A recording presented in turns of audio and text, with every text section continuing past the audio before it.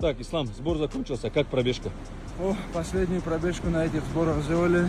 Четко пробежали все в темпе. Вот. Люба тоже бежит, чтобы потом не говорили, что я до него докапываюсь. Все его ждем, как обычно.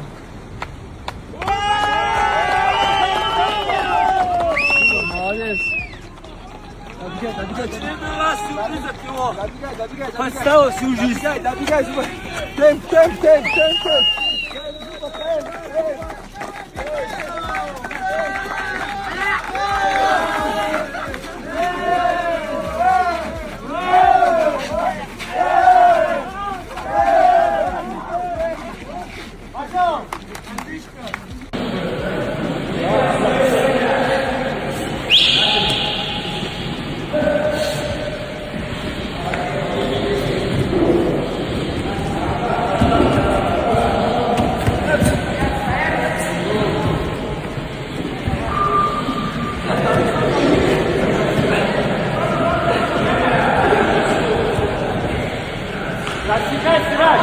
He's going to beat Islam Makhachev. It's a big deal. It's a big deal for a couple of reasons, and I'm going to come out right now and I'm going to make a prediction for you. This fight's going to be huge. And by the way, Islam about a month ago started teasing on his social media that he's got a big announcement coming soon.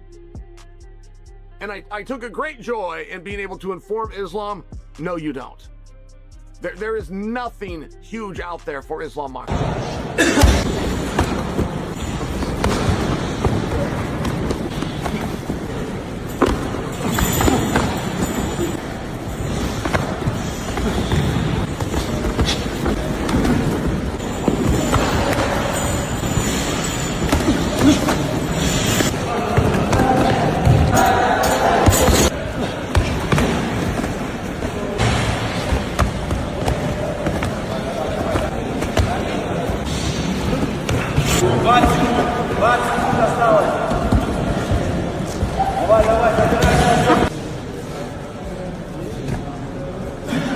Может, не надо? Надо, Ислам, надо. Точно. Однозначно. Ты же хочешь побеждать?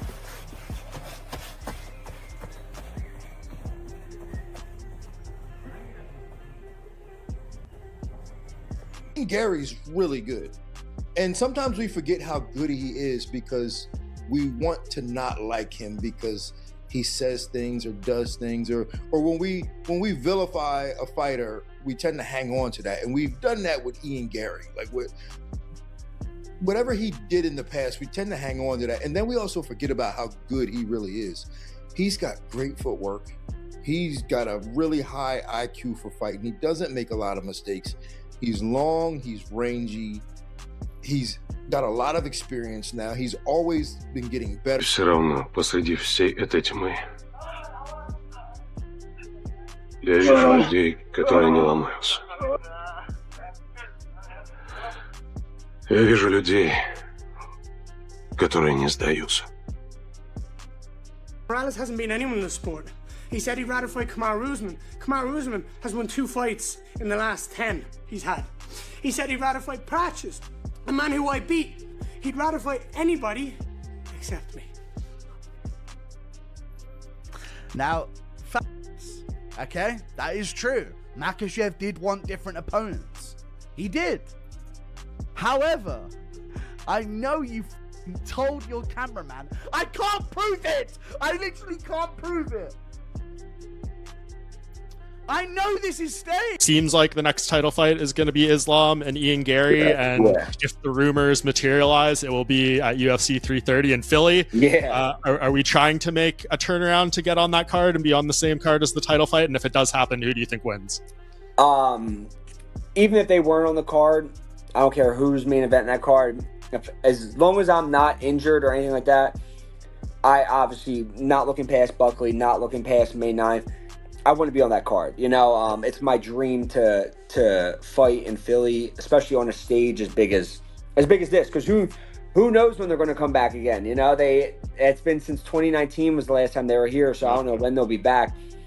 And as far as who's going to win that fight, Islam is going to run through Ian. Simple as that. He's gonna sub him for sure.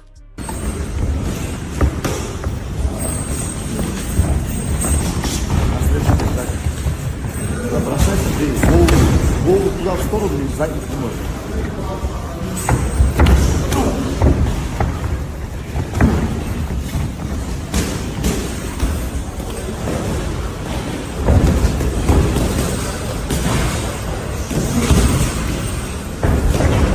Хорошо. Отлично игра.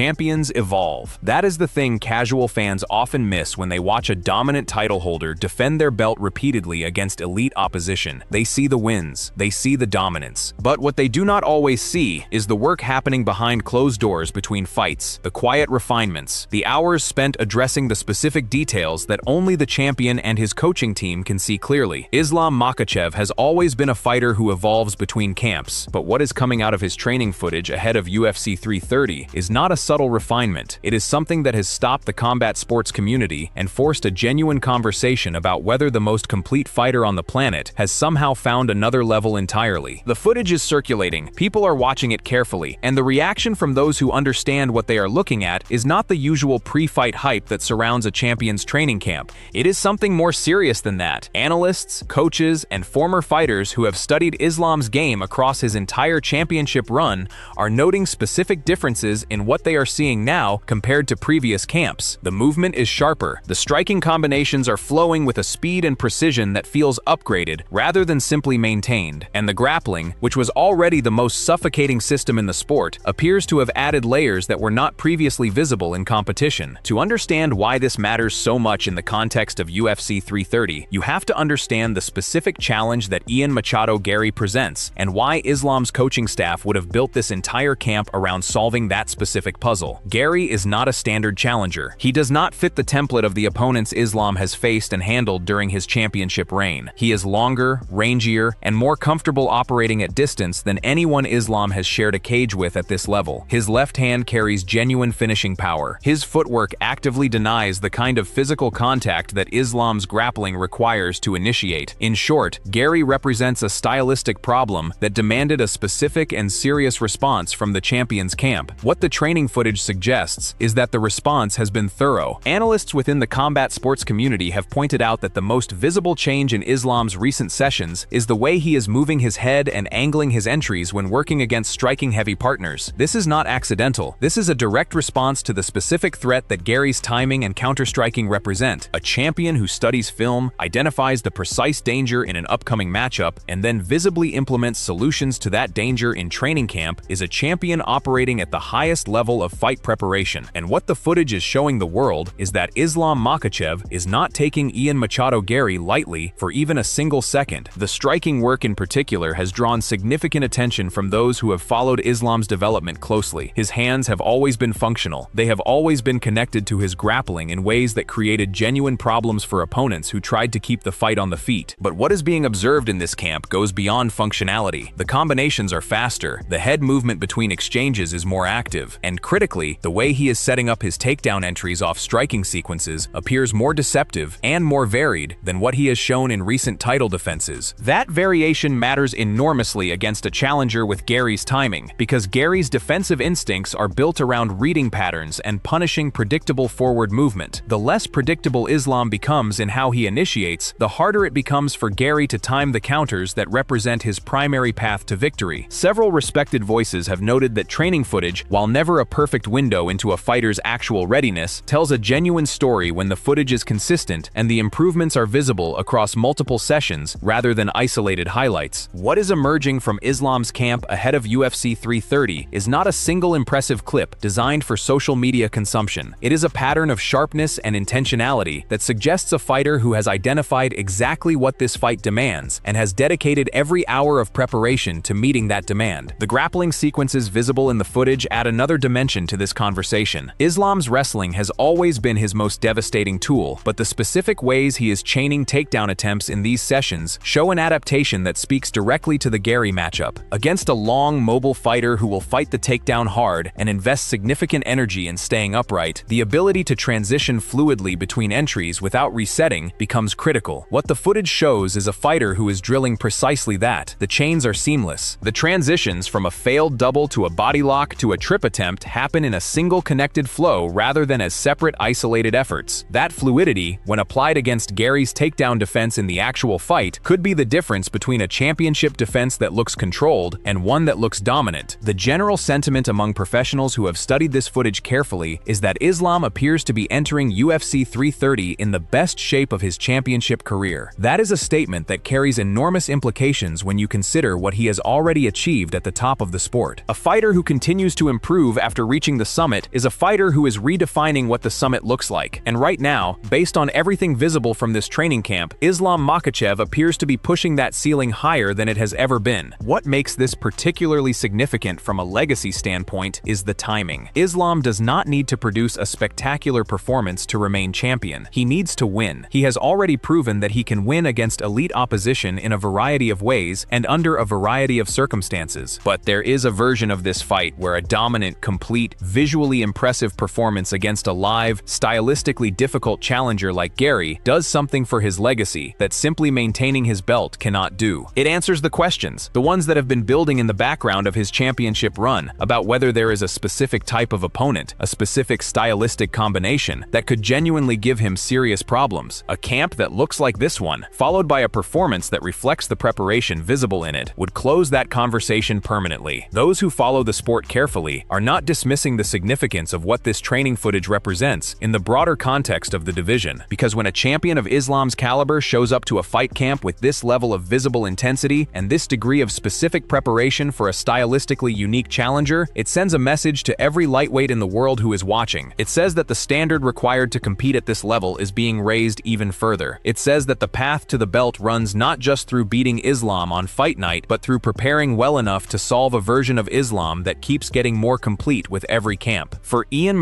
Garry, the footage presents a specific psychological challenge as well. He has built his confidence for this fight on the belief that he brings something to the table that Islam has not previously faced and cannot fully prepare for, but preparation footage that shows exactly the opposite. A champion who has seen the threat, studied it, and built a solution for it in real time puts a question mark on that belief. Not because Garry's tools are suddenly less dangerous. They are not. The left hand does not become less powerful because the champion has been drilling head movement, but because confidence built on the assumption that the champion is unprepared for your specific game is a fragile foundation if the evidence suggests that preparation has been deep and deliberate. The fight still gets decided inside the cage. Training camp footage tells a story, but it does not write the ending. Champions have looked sharp in camp and struggled on fight night. Challengers have been dismissed based on pre-fight evidence and gone on to shock the world. Every fight carries the possibility of the unexpected, and that is what makes this sport so extraordinary to watch and so difficult to predict with certainty. But what this camp footage does, with undeniable clarity, is establish that Islam Makhachev is walking into UFC 330 as a champion who has done everything right in preparation. Every visible detail points toward a fighter who is peaking at exactly the right moment against exactly the right kind of challenge. And in a sport where preparation is the foundation of everything, that matters more than almost any other factor heading into fight week. So here is the question that this training footage raises most directly. Does what you have seen from Islam's camp ahead of UFC 330 change your prediction for this fight, and do you now believe that Garry's stylistic advantages are neutralized by a champion who has clearly prepared for them specifically? Drop your take in the comments below, because this is the conversation the entire lightweight division is having right now.